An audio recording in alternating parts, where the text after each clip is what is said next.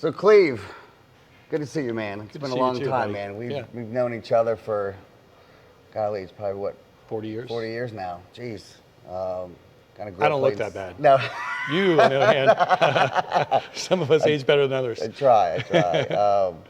So we grew up. We played soccer together. We were kids. Kind of did some really cool things. So tell us about kind of your journey from kind of where we were kids, having fun, to opening up. How many nightclubs have you opened up since then? I don't know, maybe 10. 10? Wow. 10, off and on. Restaurants, how many of those would you say? I'd say probably 5 or 6. Cool. Awesome, man. Well, tell us kind of the journey through that and give us a little background on kind of where you came from, how you got here.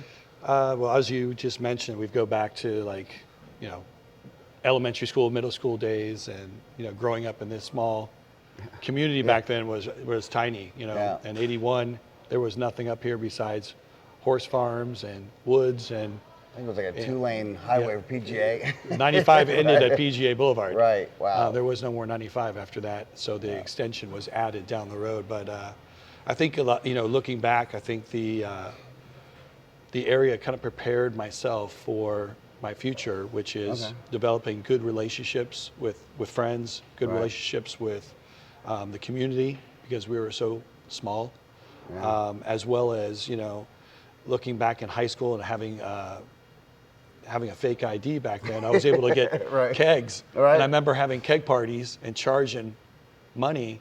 And put an X on your hand, you got the red cup. And I said, it's kind of funny that later on in life, I'm at my front door of my nightclub, and I was like 26 years old, owning my own nightclub. And I'm there watching people pay at the door, going, nothing's changed. It's all the same. That's so, awesome.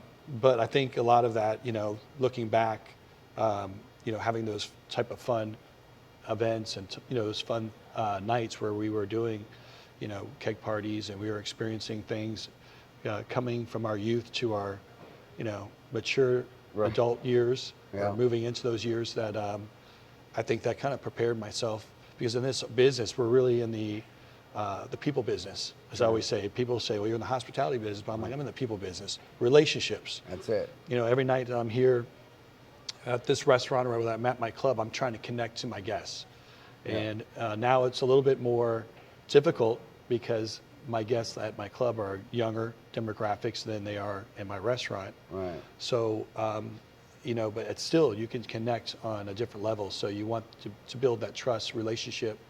So I feel like being in a small community where you really relied on each other, and you had to have those connections, have really benefited myself, versus the generation that we're in now, where people are really connected through social apps, and it's kind of backwards. Text message, You're next to people, and people are text messaging. We drove to your house. If we said that we're going to be there at 8 o'clock, there was no phone. We were there at 8 o'clock.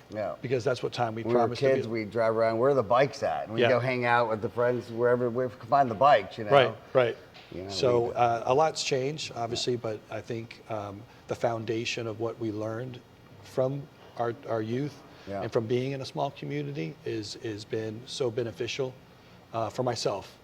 In my business is just building those relationships, keep those relationships, and I think that's really what's helped me be successful, is connecting to the staff that works for me.